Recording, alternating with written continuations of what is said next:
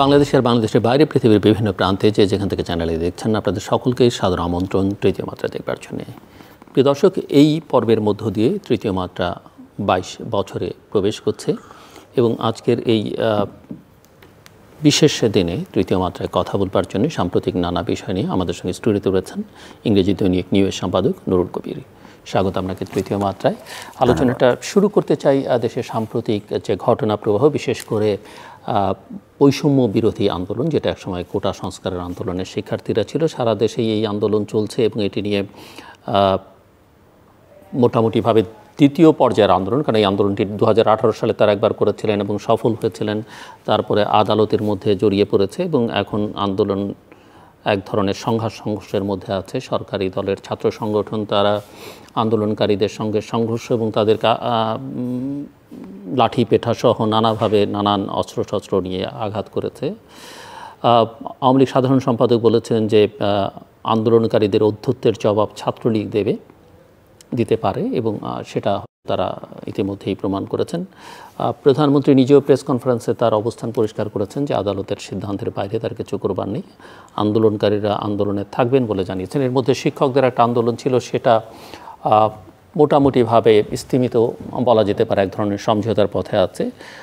চাকরিতে বয়সসীমা বৃদ্ধির জন্য এক ধরনের আন্দোলন ছিল, সেটাও খানিকটা চলমান বলা যেতে পারে। সামগ্রিকভাবে যে সামাজিক আন্দোলনগুলো যেগুলো চলছে এখন, আপনি কিভাবে দেখেন যখন মোটামুটিভাবে রাজনৈতিক আন্দোলন অনুপস্থিত সমাজে, রাষ্ট্রে?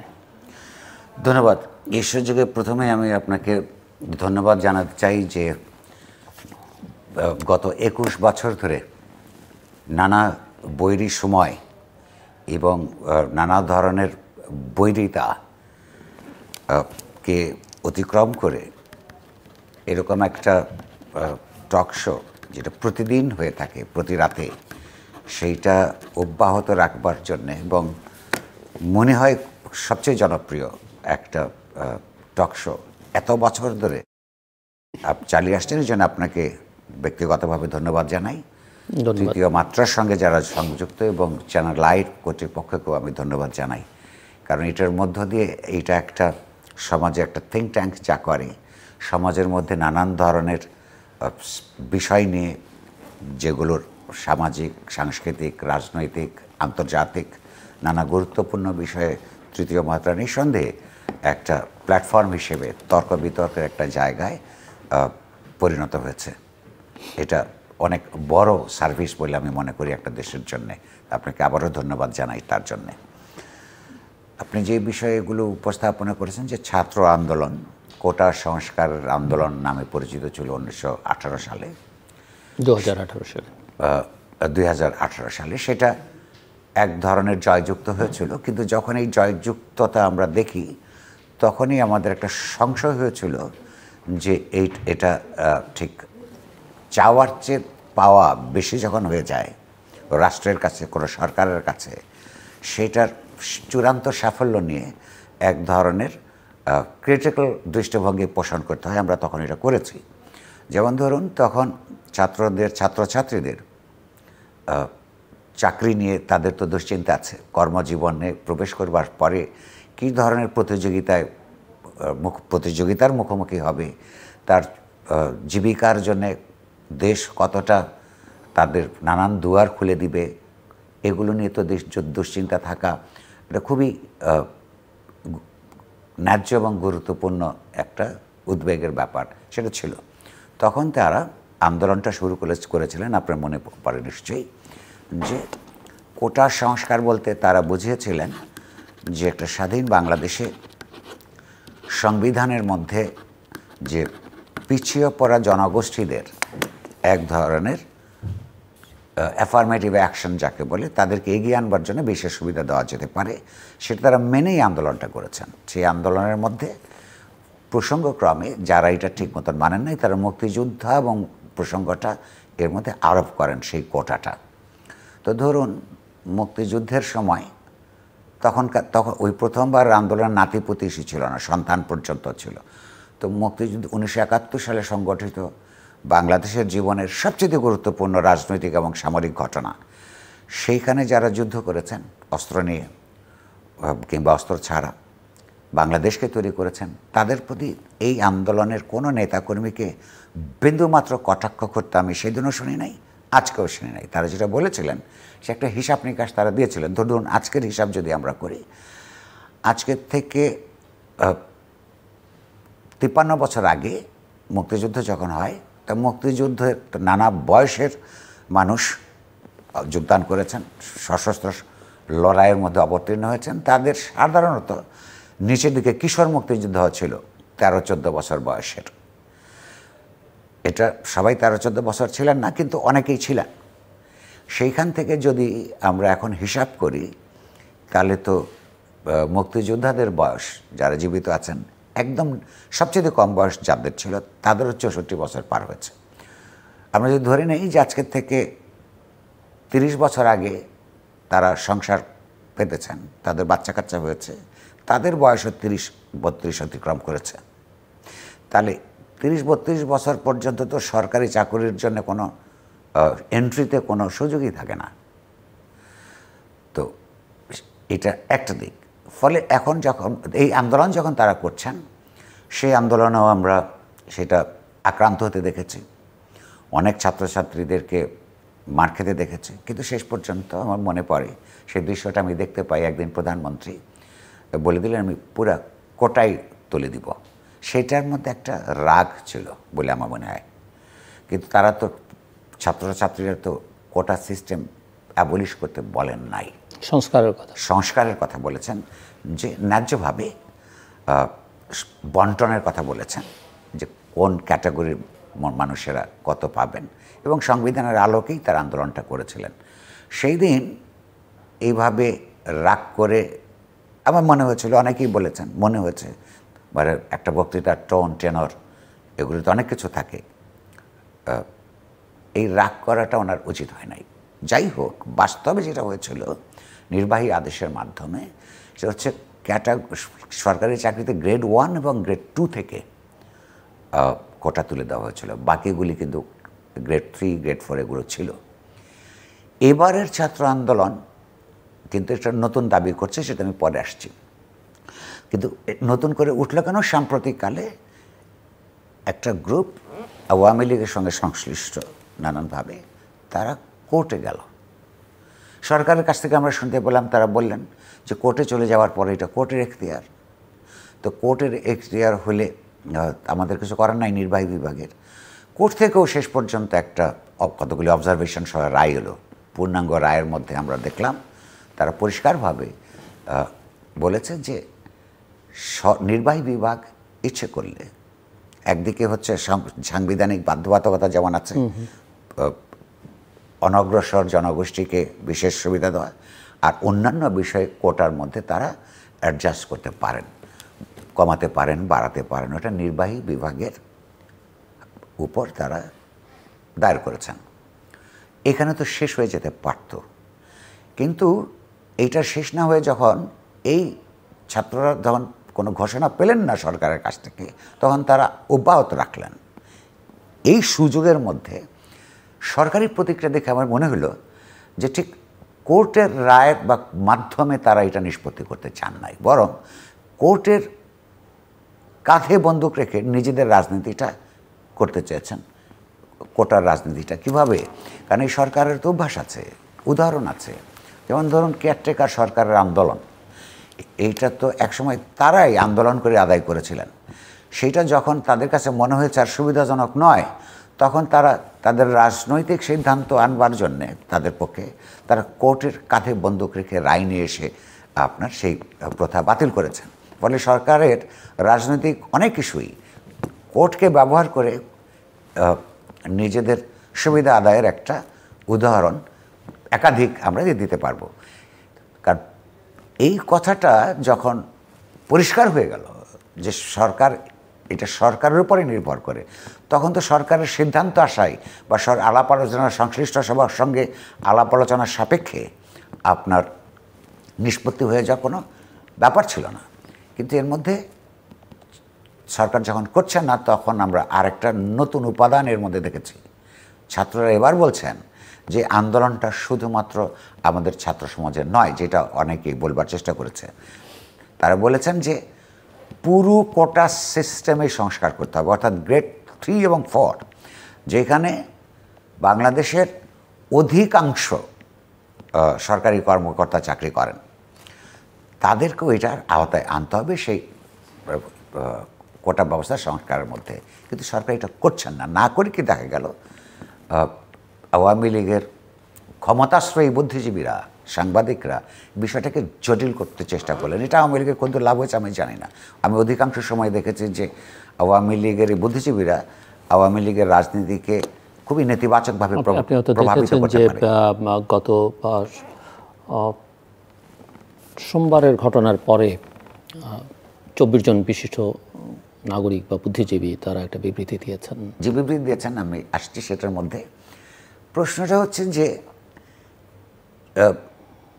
যারা বুদ্ধিজীবীরা বিবৃতি দিয়েছেন তারা কি এটা সচেতনভাবে একটা তথ্য হজম করে লুকিয়ে ফেলেছেন, নাকি আসলে তারা জাস্ট প্রোপাগান্ডার শিকার হয়ে বিবৃতি দিয়েছেন? আমি শিওর না। কেন? বিবৃতির মধ্যে বলা হচ্ছে যে ছাত্রদের একটা স্লোগানকে তারা, সংগ্রামরত ছাত্রদেরকে স্লোগানকে তারা নিন্দা জানিয়েছেন। কেন? ছাত্রদেরকে উদ্ধৃত করেছেন এই কথা বলে যে আমরা উদ্ধৃত করেছেন এই বিবৃতি, যেটা আমি দেখলাম, যে স্লোগানটা হচ্ছে তুমি কে আমি কে রাজাকার রাজাকার। এইটাই তারা ক্ষুব্ধ হয়েছেন যে রাজাকারী পরিচয়, যেটা বাংলাদেশের ইতিহাসে অত্যন্ত ন্যাক্কারজনক একটা পরিচয়। বাংলাদেশের ইতিহাসে রাজাকাররা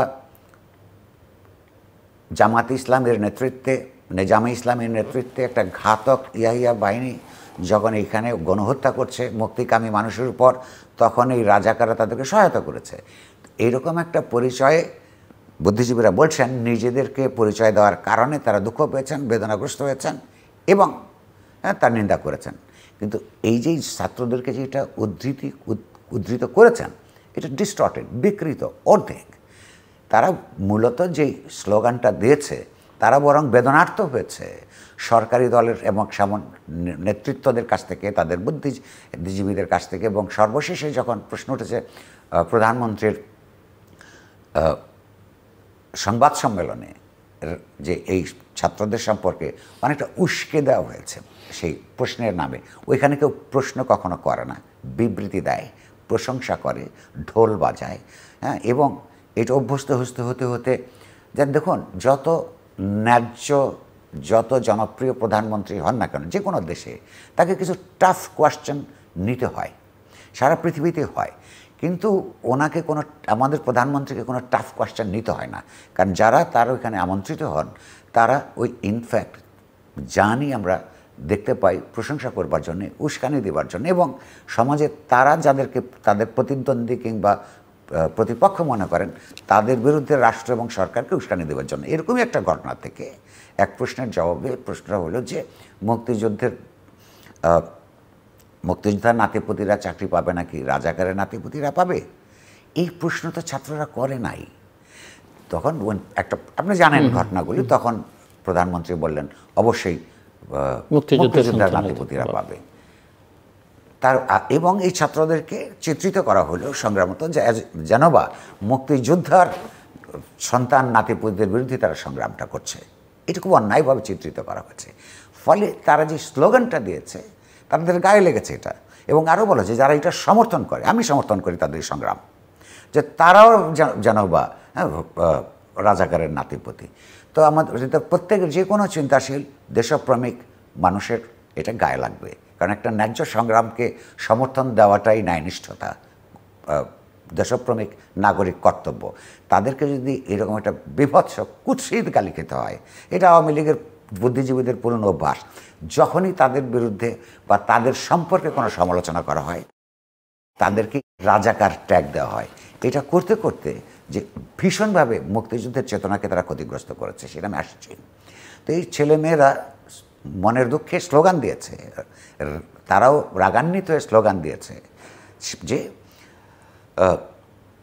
তুমি কে আমি কে রাজাকার রাজাকার। পরের বক্তব্যটা, পরের অংশটা হচ্ছে বলেছে কে সরকার সরকার কোনো স্লোগান থেকে হয়তো বামপন্থীদের দেখতে হবে স্বৈরাচার তো এই সরকারকে তো স্বৈরাচারী আবার এটাও ছিল তুমি নও আমি নই রাজাকার হ্যাঁ আচ্ছা তাহলে নিজেদেরকে তার রাজাকার হিসেবে স্লোগান দিয়ে নিজেদেরকে অভিশপ্ত করে নাই কিংবা নিজেদেরকে নিন্দিত করে নাই, তারা বলছে যে আমাদেরকে সরকার রাজাকার বলছে, কারণ আমরা একটা ন্যায্য প্রশ্ন নিয়ে আন্দোলন করছি। এই বুদ্ধিজীবী যারা বিবৃতি দিয়েছেন, আইদার কিছু নাম তো এর মধ্যে ভদ্রলোক বলেই মনে হলো আমাকে, হ্যাঁ আমার কাছে, আইদার তারা ইনফর্মড হন নাই, খোঁজ রাখেন নাই, এত বড় একটা সামাজিক সংগ্রাম চলছে ছাত্রদের সারা দেশব্যাপী, তারা আক্রান্ত হচ্ছেন, তাদের দাবিটা কি এই সম্পর্কে তারা খবর নেওয়ার মতন, তারা কি বলছেন এইটা পুরো বোঝবার মতন দায় কিংবা দায়িত্ব তারা বোধ করেন না, কেউ একটা ড্রাফট করে দিয়ে দিল, বিবৃতি দিয়ে দিলেন, সেরকম একটা ব্যাপার। অথবা এইটা আমি তাদেরকে একটা বেনিফিট অফ ডাউট দিব, আর এটা জানবার পরেও যদি খণ্ডিত বিকৃত স্লোগানকে ধরে এই তরুণ ছাত্রছাত্রীদের জীবিকার সমস্যার আন্দোলনকে কালিমালিপ্ত করবার জন্যে, সমাজে তাদেরকে রাজাকার হিসেবে চিত্রিত করবার জন্য করে থাকেন, তাহলে তারা একটা সাংস্কৃতিকভাবে পাপাচার করেছেন। এটা ব্যাখ্যা দেওয়ার দায়িত্ব তাদের, তারা কী কারণে করেছেন। কিন্তু প্রশ্নটা হচ্ছে যে আমি মনে করি এটা ভিন্নাজ্য, সমস্ত পর্যায়ের সংস্কার হওয়া দরকার। সেটা মুক্তিযোদ্ধাদের তালিকা তো আপনি এখনো ঠিক করেন নাই, এই তালিকা 53 বছর ধরে চলেছেই, কখনো কখনো এই তালিকা থেকে ভুয়া মুক্তিযোদ্ধা বের হয়। এই যে একটা শাসক শ্রেণীর যে কোনো দলই হোক না কেন, একটা দেশে এত বড় ঘটনার যারা প্রাণ দিয়েছেন, যারা পঙ্গুত্ব বরণ করেছেন, হ্যাঁ, যারা গৃহহারা হয়েছেন, এত বড় জীবন দিয়ে যে স্যাক্রিফাইস করেছেন, তাদের একটা সুষ্ঠু তালিকা করতে না পারা, মুখে যে যত লম্বা কথাই বলুন না কেন, তাদের ভালোবাসার প্রতি এক ধরনের অবদানের প্রতি এক ধরনের নির্বিকারত্ব ছাড়া কিছু না। দ্বিতীয় হচ্ছে, বাংলাদেশের যুদ্ধ দুইভাবে হয়েছে। মুক্তিযুদ্ধ একটা বিরাট পর্যায় ধরে এটা গেরিলা যুদ্ধ হয়েছে। অবশ্যই যারা আত্মদান করেছেন তাদের মধ্যে যারা রণাঙ্গনে যুদ্ধ করে অস্ত্রধারী মুক্তিযোদ্ধা ছিলেন, তাদের স্থান সবার উপরে। কিন্তু একটা গেরিলা যুদ্ধ শেষ পর্যায়ে একটা পরিপূর্ণ কনভেনশনাল যুদ্ধের মধ্যে যাওয়ার পূর্ব পর্যন্ত একটা গেরিলা যুদ্ধকে বাঁচিয়ে রাখে সাধারণ মানুষ, কারণ তাদেরকে গেরিলাদেরকে পালিয়ে থাকবার জন্যে, আশ্রয় দেওয়ার জন্য সাধারণ মানুষের সমর্থন লাগে। এই যে কয়েক হাজার রাজাকার ছাড়া এই দেশের প্রায় সবাই, আর 1 কোটি মানুষ যারা এই দেশ থেকে চলে গেছিলেন আশ্রয়ের জন্যে জীবনের নিরাপত্তাহীনতার কারণে, তাদের অংশটা ছাড়া এই দেশে যারা ছিলেন তারা মুক্তিযোদ্ধাদেরকে আশ্রয় দিয়েছেন, খাদ্য দিয়েছেন, ওষুধ দিয়েছেন। সুতরাং তারাও মুক্তিযোদ্ধা এক ধরনের, একই কাতারের না হতে পারে। ফলে সারা দেশের মানুষই কিছু রাজাকার ছাড়া তারাই মুক্তিযোদ্ধা। তাহলে আপনি কাদেরকে, বা এই সমস্ত বুদ্ধিজীবীরা কিংবা এই যে ক্ষমতাশ্রয়ী সাংবাদিকবৃন্দ, কাদেরকে রাজাকার বলছেন? ইতিহাস বোধ থাকার দরকার আছে। আপনি এই আন্দোলনের পরিণতি কি দেখেন? এইটা আর এই আন্দোলনটা আমি নিজে, এই আন্দোলনের কারণে কিছু সাফারিংস হয়েছে মানুষের, যে কোনো আন্দোলনের জন্যই হয়। যেমন রাস্তা ব্লক করে দিলে, যেমন আমার হাঁটু ব্যথা নিয়েও আমি কয়েক কিলোমিটার দূর হেঁটে আমাকে অফিসে যেতে হয়েছে, কিংবা এমনকি যে কোনো আন্দোলনেই রাস্তা ব্লক করে দিলে রোগীদের শুশ্রূষা লাভ, কোনো যাত্রীদের তার বাস, ট্রেন স্টেশনে বা এয়ারপোর্টে যাওয়া ভীষণভাবে বাধাগ্রস্ত হন এবং নানান ধরনের সাফারিংসের মধ্যে পড়েন। তা আমি সেদিন হাঁটতে হাঁটতে প্রায় 3 কিলোমিটার 4 কিলোমিটার হাঁটতে হাঁটতে অফিসে যাওয়া পর্যন্ত, যে সাংবাদিকরা করেই থাকে, তাদের কান চোখ খোলা থাকে, আমি বুঝতে চেষ্টা করলাম সাধারণ মানুষের প্রতিক্রিয়া কী। আমি আওয়ামী লীগ বিএনপির আন্দোলনের সময় রাস্তা ব্লক করার সময় এগুলো শুনেছি, তার মধ্যে কেউ সমর্থন করে, কেউ সমর্থন করে না, কেউ গালিগালাজ দেয়, কিন্তু আমি কোনো গালি শুনি নাই। অনেক মানুষকে কষ্ট করে যেতে দেখেছি, অর্থাৎ সাধারণ মানুষের মধ্যে এক ধরনের গ্রহণযোগ্যতা এইটার মধ্যে আছে। এটা কিন্তু রাজনৈতিক দল হিসেবে সব বড় আন্দোলনেরই বা বড় কজের কোনো আন্দোলনেরই সাফল্য শেষ পর্যন্ত নির্ভর করে অপোজিশনের শিবিরে অর্গানাইজড পলিটিক্যাল পার্টি যারা থাকে তারা কি পরিমাণ সংঘবদ্ধভাবে এগিয়ে আসে। বা সরকারি ভাষ্য হচ্ছে যে জামাত বিএনপির মধ্যে ঢুকে পড়েছে। এটা হচ্ছে সরকার বিশ্বাস করে না, কারণ সরকারের কাছে নানান এজেন্সির রিপোর্ট থাকে। এটা তাদের রেটরিক্যাল রাজনীতি করবার জন্য এই সমস্ত কথামালার রাজনীতি দরকার পড়ে, এই জন্য বলে ওটা ধর্তব্যের মধ্যে নেওয়া উচিত না। আমরা তথ্য নিয়ে আমরা কাজ করি, আমাদের চোখ কান খোলা থাকে। আমার রিপোর্টার কলিগরা তাদের কাছ থেকে পাওয়া রিপোর্ট অনুযায়ী কিছু সাধারণভাবে ছাত্রদলের কর্মী আপনার এখানে অংশগ্রহণ করলেও রাজনৈতিক সংগঠন হিসেবে তাদের কোনো সক্রিয় তৎপরতা আমরা এখানে লক্ষ্য করিনি। আর জাতীয়তাবাদী দল নিজে কতটা পলিটিক্যাল পার্টি হতে পেরেছে, এত বছরও হয়ে উঠছে, এইটা নিয়েই তো সন্দেহ আছে। আপনি এইখানে একদিক থেকে তারা একটা স্বৈরতান্ত্রিক সরকারের বিরুদ্ধে গণতন্ত্রের জন্য সংগ্রাম করে বলছে, এবং সেই সংগ্রামে এসে মানুষকে মৃত্যুবরণ করতে দেখেছি, গুম হতে দেখেছি, আমরা নির্যাতিত হতে দেখেছি। কিন্তু সেই দলের মধ্যে আপনার কোনো নেতা নির্বাচনের কোনো গণতান্ত্রিক ব্যবস্থা নেই। এই মুহূর্তে তো জাতীয়তাবাদী দলকে তো ভেতরে ভেতরে অত্যন্ত দুর্বল এবং একটা রক্তাক্ত সংগঠন। কারণ গত মাসে হুট করে আমরা দেখেছি যে দলের শীর্ষ নেতৃত্ব দলের সর্বস্তরের কমিটি বদলাচ্ছেন, কাউকে প্রমোশন দিচ্ছেন, কাউকে ডিমোশন দিচ্ছেন, কাউকে অপসারণ করছেন। নিশ্চয়ই তার সেটা একটা মানদণ্ড আছে। উনি মনে করছেন আন্দোলনের মধ্যে কেউ বেশি সক্রিয় ছিল, কেউ কম সক্রিয় ছিল, কেউ নিষ্ক্রিয় ছিল, এবং তার সংগঠনের সংবিধানের মধ্যেও সে কথা আছে, তার ক্ষমতা তার আছে।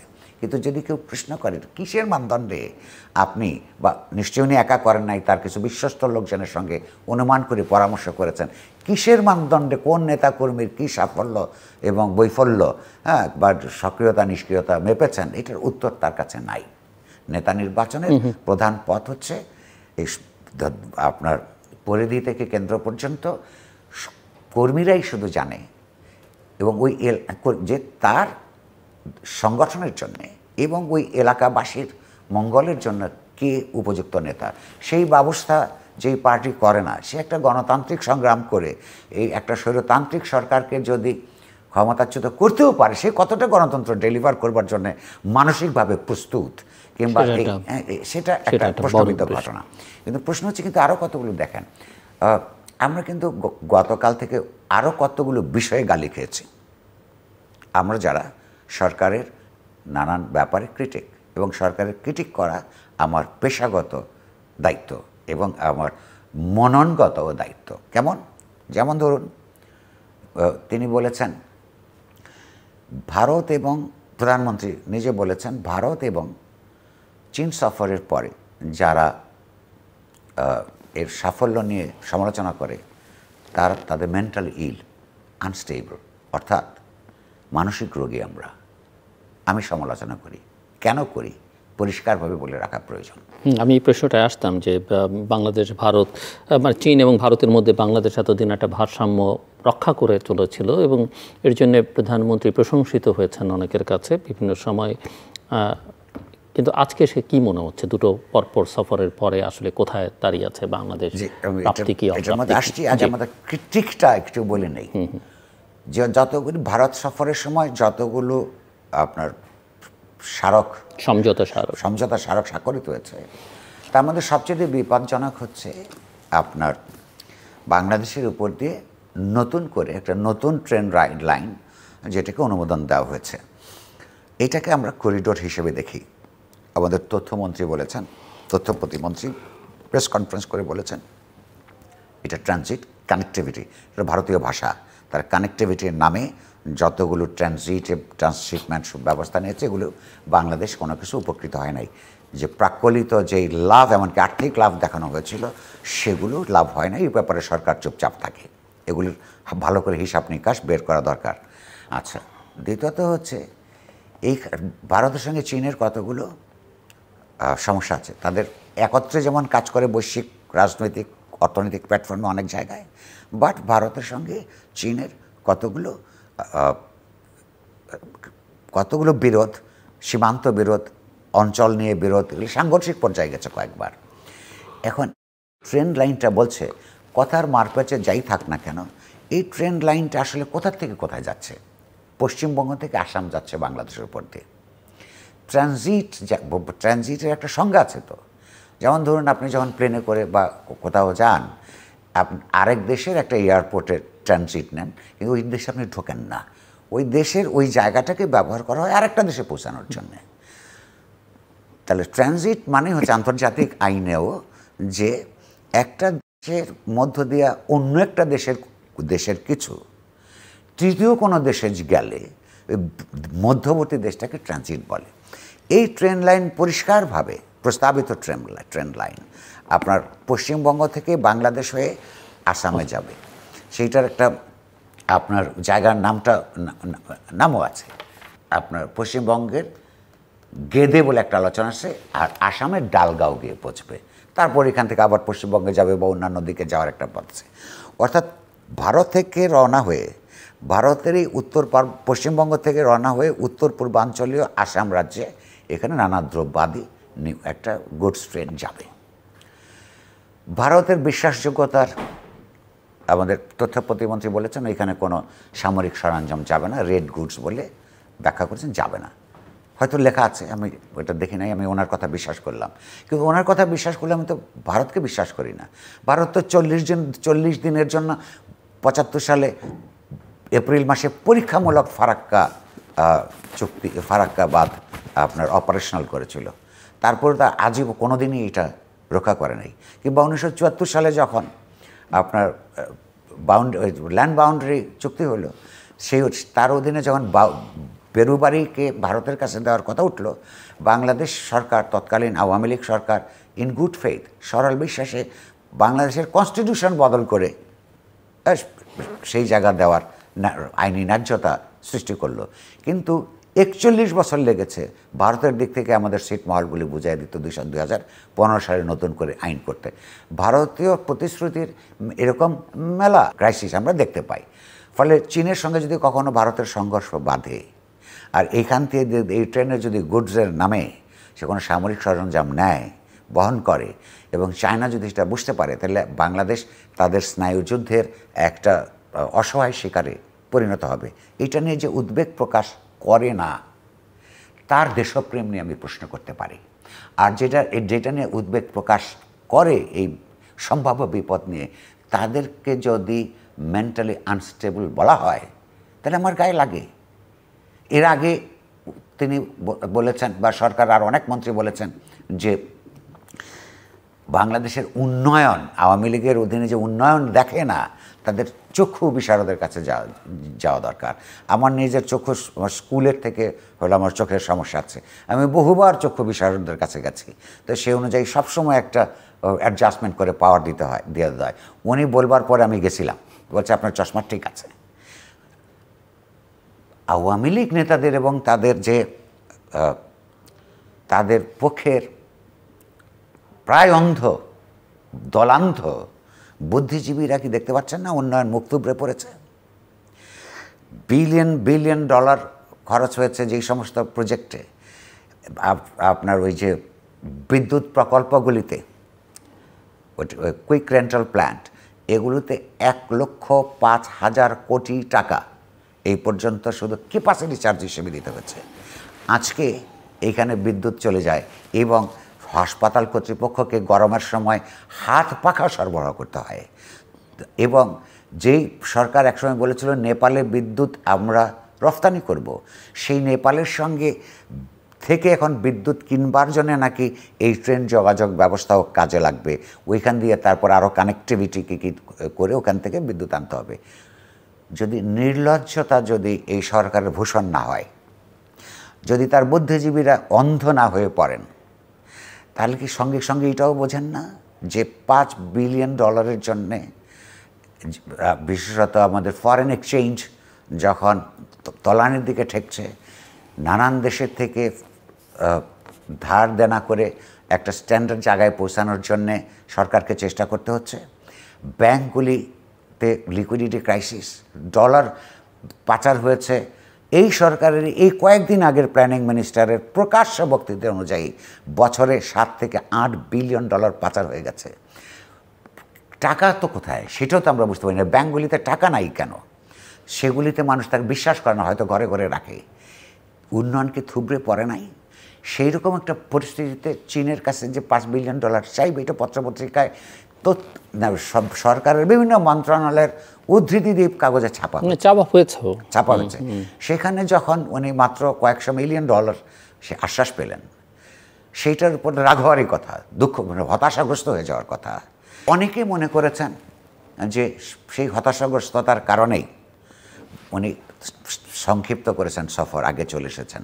সেইটার জন্য একজন মন্ত্রী, তারই মন্ত্রী আপনার ব্যাখ্যা দিয়েছিলেন যে না, তার কন্যা অসুস্থ হয়ে গিয়েছিলেন, সে কারণে তিনি পরের দিন সকালবেলা এসে রাতেই ফিরে এসেছেন। সন্তান যদি অসুস্থ হয় নিশ্চয়ই এটা, এবং সব মিটিংগুলি যদি শেষ হয়ে যায়, সেটা তো একজন মা হিসেবে, উনি তো আওয়ামী লীগ প্রধানই শুধু নন, প্রধানমন্ত্রী শুধু নন, মাও তো, উনি তো আসতেই পারেন। কিন্তু তার পরক্ষণেই যখন ধরা পড়ে যে না, তিনি অসুস্থ ছিলেন না, তার কন্যা আরেকটা দেশে বরং তিনি বক্তৃতা দিচ্ছেন তার নিজের কর্মস্থলের দায়িত্ব হিসেবে, তখন তো মানুষ সন্দেহ করবে যে কেন তিনি চলে এলেন। উনি কি রাগ করছেন? চীনের সঙ্গে কি বাংলাদেশ রাগ করবার সামর্থ্য রাখে? কিংবা চীনকেই বা আন্ডার এস্টিমেট করার ফরেন পলিসি, এটা তাকে কে বুদ্ধি দেয়? তার মন্ত্রী একজন কয়েকদিন আগেই বলেছেন, ওই চীন সফরের আগে, যে ভারত হচ্ছে আমাদের রাজনৈতিক বন্ধু, চীন হচ্ছে আমার অর্থনৈতিক বন্ধু, উন্নয়নের অংশীদার। যেখানে ভারত এবং চীনের মধ্যে নিজেদের স্বার্থের সংঘাত আছে, তো সেখানে আমাদের একটা দেশের সঙ্গে আরেকটা দেশের রাজনৈতিক বন্ধুত্ব কথাটার অর্থ কী? বন্ধুর অর্থ হইল রাজনৈতিকভাবে আমরা যেমন কম্প্যাটেবল কর্মসূচির নানান ধরনের বাস্তবায়নের ক্ষেত্রে, তেমনি বিশ্ব রাজনীতিতে আমার কি পজিশন হবে রাজনৈতিকভাবে, সেটা আমরা একসাথে সিদ্ধান্ত গ্রহণ করব বা পরস্পরের সঙ্গে কনসাল্ট করব। রাজনৈতিক বন্ধু এক দেশের সঙ্গে আরেক দেশের বন্ধুত্ব বলতে সে কথাই বোঝায়। তো চায়নার সঙ্গে ভারতের সংঘাত আছে, আপনি রাজনৈতিক বন্ধুত্ব ভারতের সঙ্গে, তার মানে হচ্ছে ভারতের দ্বারা আপনি প্রভাবিত হওয়ার সম্ভাবনা আছে। তো চায়না আপনাকে সহযোগিতা করবে কেন? চায়না কিন্তু প্রচুর সহযোগিতা করেছে।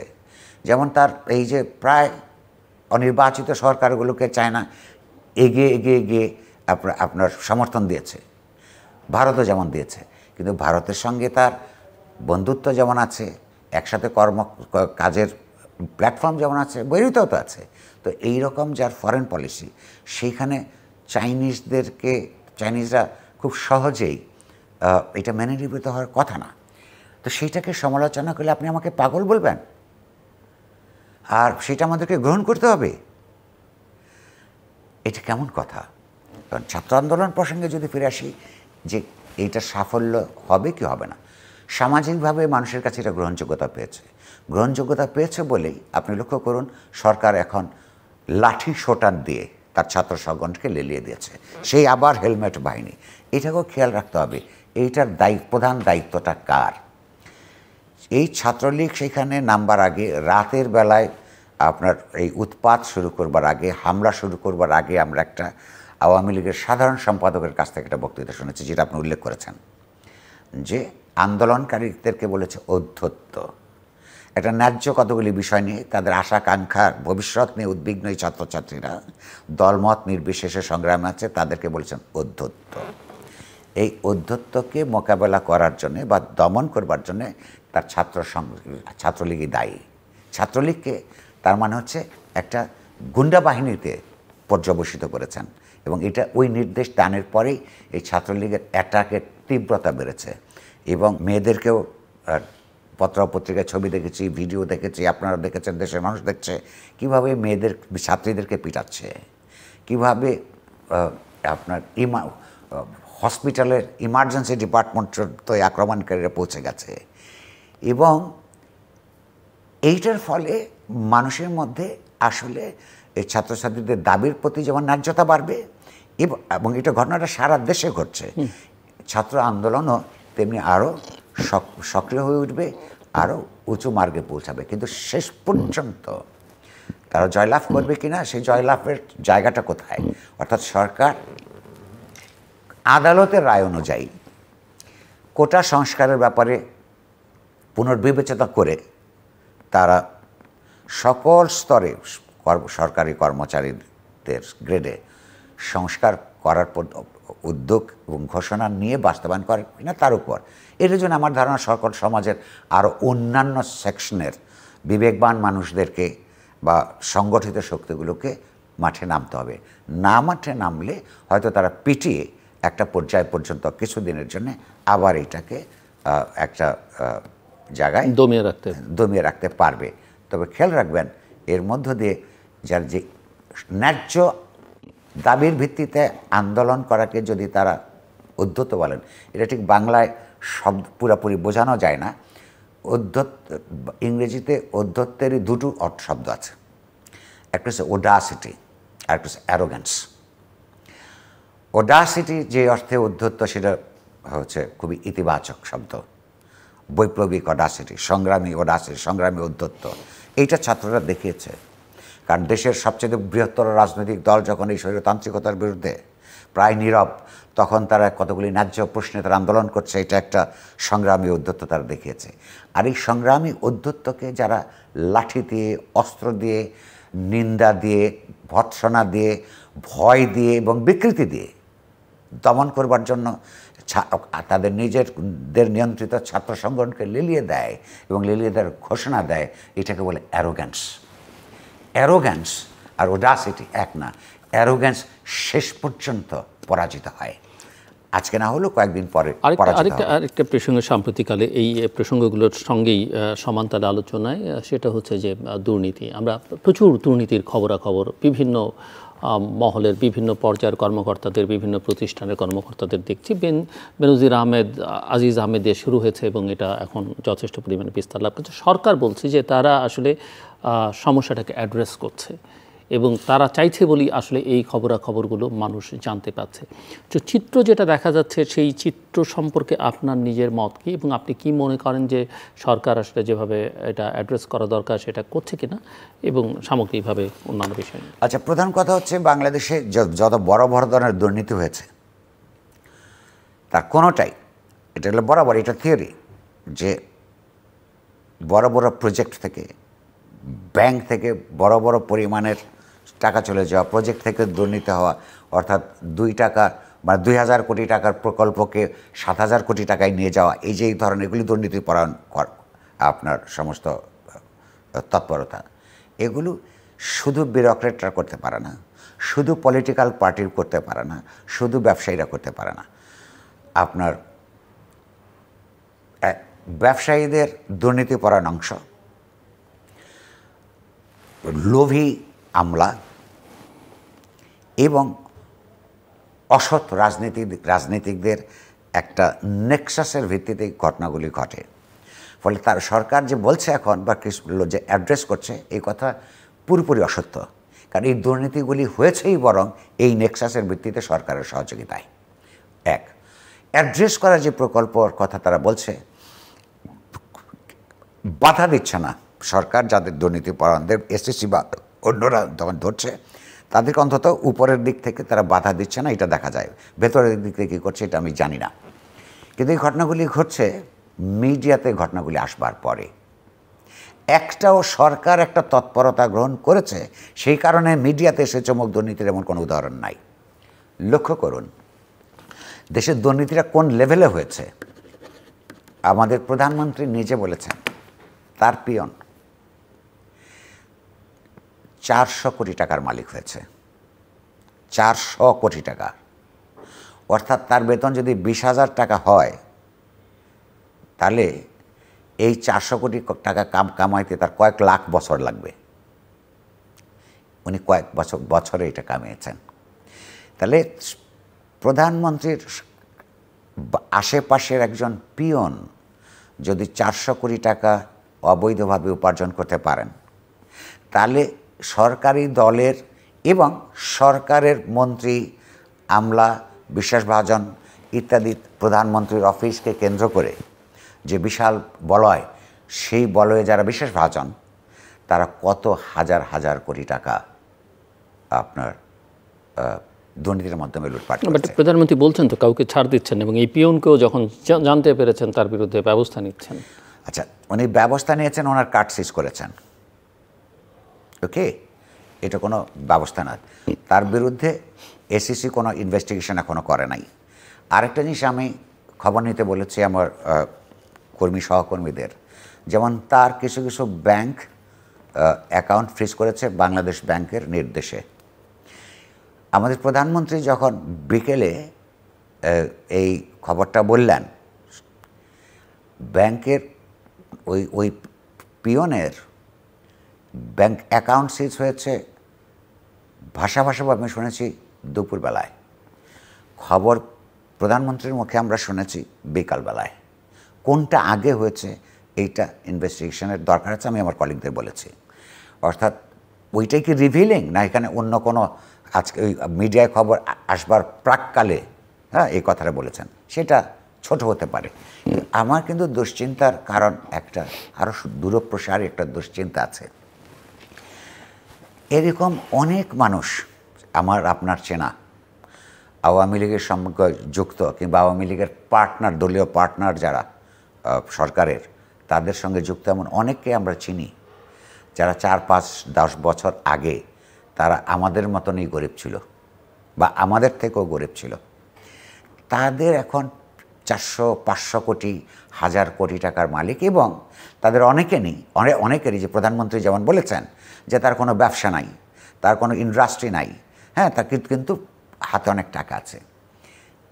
এই যে প্রবণতা, এটা কিন্তু যারা জেনুইন ব্যবসায়ী, জেনুইন শিল্পপতি, তারা যে একটা শিল্প কারখানা তৈরি করে বিনিয়োগ করে তারপর 2-3 বছর যাওয়ার পরে 10%, 15% লাভ করার যে সহি প্রক্রিয়া, এই প্রক্রিয়ায় আপনার জাতীয় সম্পদ তৈরি করবার ব্যাপারে নিরুৎসাহিত হওয়ার জন্যে এই যে বিনা পয়সায় কেবলমাত্র রাজনৈতিক সম্পর্ক দিয়ে যে বিনা পুঁজিতে বিত্তবান হওয়ার যে প্রপঞ্চ, যে চিত্র এখানে তৈরি হয়েছে, এটা তো জেনুইন ব্যবসায়ী এবং শিল্পপতিদের আপনার কষ্ট করে অর্জন করবার, সাধনা করে অর্জন করবার বিরুদ্ধে একটা বিরাট ইনসেন্টিভ কিংবা অন্যভাবে একটা ডিসইনসেন্টিভ, এইটার যে দূরপ্রসারী ফলাফল, এটা কিন্তু ভয়াবহ। কেন মানুষ ব্যবসা করতে যাবে কষ্ট করে, যদি রাজনৈতিক পরিচয় আমলাদের সঙ্গে বা আমলার সরকারের সঙ্গে সম্পর্কিত, সরকারকে বিনা ভোটে পাশ করিয়ে আনতে পেরেছে সেই অধিকারে সে যদি বিশাল বিত্ত এবং বৈভবের মালিক হতে পারে, তাহলে ব্যবসায়ী শিল্পপতিরা সময় দেবে কেন, কষ্ট করবে কেন? আর যদি বা করে, এই টাকাগুলি যারা পাচার করে $7-8 বিলিয়ন, এবং তারপরে সরকারকে $5 বিলিয়ন জন্য চায়নার কাছে যেতে হয় এবং কয়েকশো মিলিয়ন নিয়ে ফেরত আসতে হয়। আপনি একটু লক্ষ্য করুন তো, এরকম বহু কোম্পানি পাবেন গত 15 বছরে, যাদের অন্যায্যভাবে এক কোম্পানির সুদ মওকুফ করা হয়েছে আপনার 4,500 কোটি টাকা, অথচ চায়নার থেকে এই হাই প্রোফাইল এরকম একটা সফর শেষে ওইখান থেকে ধার পেয়েছেন মাত্র 1,500 কোটি টাকা। কী অবস্থার মধ্যে আছে? এগুলিকে সমালোচনা না করে কোনো বিবেকবান মানুষ থাকতে পারে, কোনো বিবেকবান নাগরিক? আর যে সমস্ত বুদ্ধিজীবীরা অর্ধেক ছাত্রদেরকে অর্ধেক উদ্ধৃত করে নিন্দা জানায়, তাদের পাপের পরিমাণ বুঝতে পারছেন? শেষ পর্যন্ত এই জায়গায় দাঁড়িয়ে আপনি দেশের রাজনৈতিক এবং অর্থনৈতিক ভবিষ্যৎকে দেখতে পান, বিশেষ করে নিকট ভবিষ্যৎ, দূর ভবিষ্যৎ না হয় নাই আলোচনা করলাম সময়। দুটো, একটা হচ্ছে রাজনৈতিকভাবে বর্তমান আন্দোলনটাতে সরকার এবং সরকারি দলের সঙ্গে সংযুক্ত থেকে যারা সুবিধাভোগী, তার একটা রাজনীতি এবং ইতিহাসের দিক থেকে বাংলাদেশকে অনেক ক্ষতিগ্রস্ত করে ফেলছে। দুটো, একটা হচ্ছে যে মুক্তিযুদ্ধের চেতনার যে সার্বজনীন ধারণাটা কি? সার্বজনীন ধারণা হচ্ছে, যেই দিন আওয়ামী লীগের 1971 সালে কলকাতা কেন্দ্রিক প্রবাসী সরকার, যেই সরকার মুক্তিযুদ্ধকে রাজনৈতিকভাবে নেতৃত্ব দিয়েছে, সেই সরকার যখন আহ্বান জানায় বাংলাদেশের মানুষকে যে আমাদের দেশ আক্রান্ত হয়েছে, তোমার আমার দেশ আক্রান্ত হয়েছে, এখন যুদ্ধ করে এই দেশ হানাদার বাহিনী থেকে মুক্ত করতে হবে। আমরা সেই মুক্ত করে যেই দেশ আমরা তৈরি করব, সেখানে সাম্য থাকবে। সাম্য কথার মানে ডিক্লারেশনের মধ্যে লম্বা কথা থাকে না, মূল কথা থাকে। সেই সাম্যের অর্থ হচ্ছে রাজনৈতিক সাম্য, আর্থিক সাম্য, সামাজিক সাম্য, নানান ধরনের সাংস্কৃতিক সাম্য এটা থাকবে। দ্বিতীয়ত হচ্ছে তারা বলছে যে সামাজিক ন্যায় বিচার প্রতিষ্ঠিত থাকবে, অর্থাৎ আইন সবার জন্য সমান হবে এবং সোশ্যাল ইনজাস্টিস থাকবে না। তৃতীয়ত হচ্ছে প্রত্যেকটা নাগরিক হিসেবে তার যে মানবীয় মর্যাদা সেটা প্রতিষ্ঠিত থাকবে। এইটাই হচ্ছে মুক্তিযুদ্ধের সার্বজনীন চেতনা। এইটার পাশাপাশি কিংবা বিপরীতে এই আওয়ামী বুদ্ধিজীবীরা নিজেদের এবং দলীয় স্বার্থে এই মুক্তিযুদ্ধের চেতনার একটা দলীয় বয়ান তৈরি করেছে। সেই বয়ানের মধ্যে আওয়ামী লীগ ছাড়া সবাই অনুপস্থিত। সেই বয়ানের অধীনে বাংলাদেশের একটা গণতান্ত্রিক রূপান্তরের, তার রাজনীতির, তার রাষ্ট্রের, তার অর্থনীতির গণতান্ত্রিক রূপান্তরের জন্য যারা দাবি জানায়, কাজ করে, সংগ্রাম করে, তার না হলে যার প্রতিবাদ করে, তাদেরকে রাজাকার ট্যাগ দেওয়া, এটা হচ্ছে মুক্তিযুদ্ধের আওয়ামী চেতনা। একটা দেশে একটা প্রবল অর্থনৈতিক বৈষম্য তৈরি করা, সমাজে আওয়ামী লীগের জন্যে এক আইন, রাষ্ট্রের মধ্যে আওয়ামী লীগের লোকদেরকে এসিসি কোনো দুর্নীতির জন্যে নিজের উদ্যোগে বিরুদ্ধে কোনো ব্যবস্থা নেয় না, অন্যদের জন্য নেয়। এবং পুলিশের বিচারও, পুলিশের তৎপরতাও আওয়ামী লীগের জন্য একরকম, অন্যদের জন্য আরেক রকম।